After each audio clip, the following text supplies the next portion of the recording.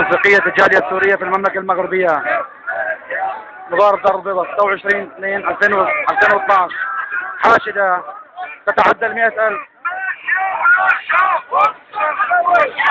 كلنا فينا سوريا. تطالب بطرد السفير السوري من المغرب والاعتراف بالمجلس الوطني. طوارئ في المجلس الجناح الخارجي.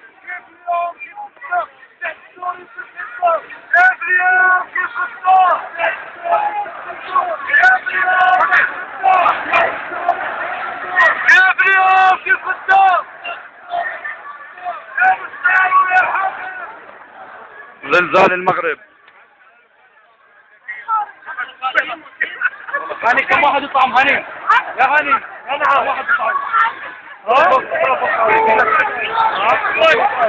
والشباب عم بيقولوا شي 300,000 والله. مليونية.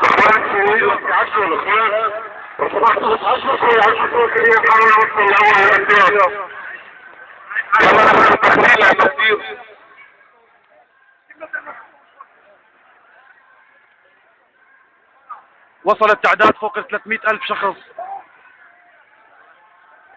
من كل الشوارع. انتفضت المغرب عن بكرة أبيها. إدارة تنسيقية الجالية السورية في المملكة المغربية، مكونات المملكة المغربية كافة المكونات، أطفال صغار نساء، مجموعات من أطفال لشباب لشيب.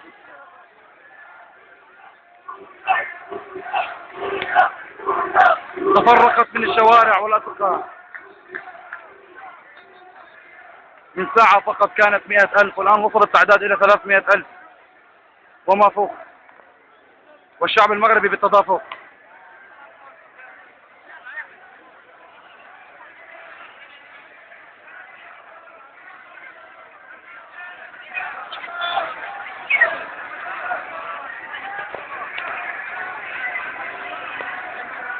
شارعين